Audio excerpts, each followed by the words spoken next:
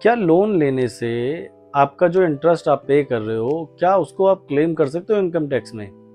क्या आपकी tax liability कम हो सकती है? तो अगर ये क्वेश्चन आपके माइंड में आता है ना, तो आज का जो वीडियो है ये आपके लिए होने वाला है। और ऐसे ही इंटरेस्टिंग टॉपिक्स के बारे में हम इस वीडियो में, इस चैनल पे हम बात करते हैं। तो आप चैनल को सब्सक्राइब करना मत भूलना।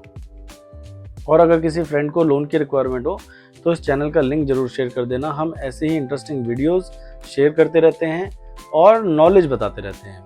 और सिर्फ नॉलेज नहीं बताते, हम आपको लोन भी करा के देते हैं। तो वीडियो को स्टार्ट करते हैं। सबसे पहले ये समझते हैं कि अनसिक्योर्ड लोन, जिसको हम बिजनेस लोन भी कहते हैं, वो क्या होता है। तो अनसिक्योर्ड लोन का सिंपल सा मतलब है जिस लोन पे बैंक आपसे कुछ भी चीज़, मकान, दुकान, गाड़ी, घर या आपका गोल्ड, कुछ भी चीज़ आपसे गिरवी नहीं रखवाता।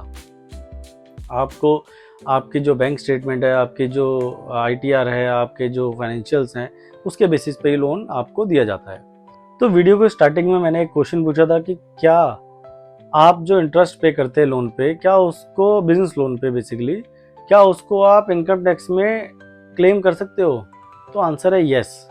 आप 36(1)(a) में आप ये जो इंटरेस्ट है ये क्लेम कर सकते हो।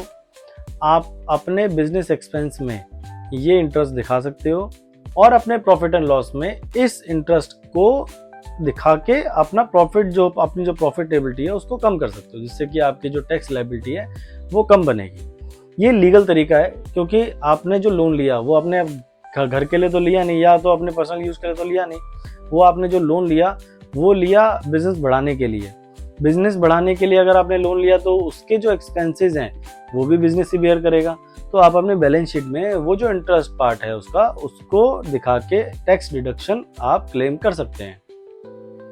तो जैसा कि हमें समझा कि आप टैक्स को क्लेम भी कर सकते हो, बिजनेस लोन होता क्या है, तो अब हम ये जान लेते हैं कि अगर आपको बिजनेस लोन की रिक्वायरमेंट है, अगर आपको अनसिक्योर्ड लोन की रिक्वायरमेंट है, तो आपको क्या करना है।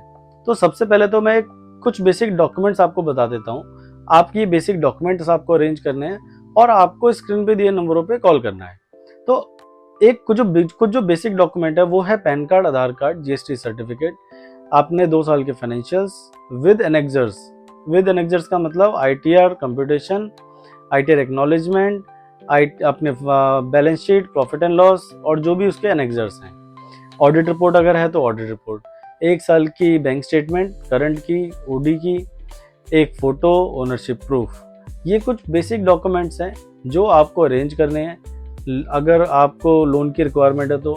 और आपको स्क्रीन पे दिए नंबरों पे कॉल करना है और हम आपकी जो पूरी प्रोफाइलिंग करेंगे। पूरी प्रोफाइलिंग करने के बाद हम ये जज करते हैं या फिर हम आपको गाइड करते हैं कि सर आपका जो लोन है वो इस बैंक से ईजिली हो जाएगा और आपको ये बैंक ईजिली आपको लोन प्रोवाइड कर देगा।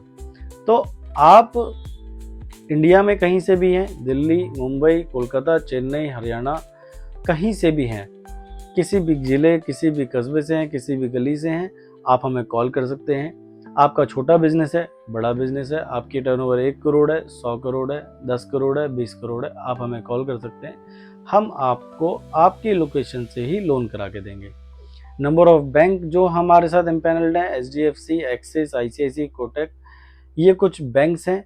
और अगर NBFC की बात करें तो बजाज, चोला, टाटा, L&T, ऑलमोस्ट सारी NBFCs हमारे साथ टाई अप हैं। तो हम आपको लोन कराने का काम करते हैं, हम आपको सही गाइडेंस देने। तो दिल्ली, मुंबई, चेन्नई, कोलकाता, आप कहीं से भी हैं, कॉल करिए अगर लोन की रिक्वायरमेंट हो तो। और अगर किसी फ्रेंड को आपके लोन की रिक्वायरमेंट है तो आप ये वीडियो उसको फॉरवर्ड कर सकते हैं। हम आपको ईजिली आपकी लोकेशन से ही लोन करा के देंगे। पैन इंडिया सर्विस अवेलेबल है। आप अभी कॉल करिए अगर लोन की रिक्वायरमेंट है। बहुत बहुत धन्यवाद।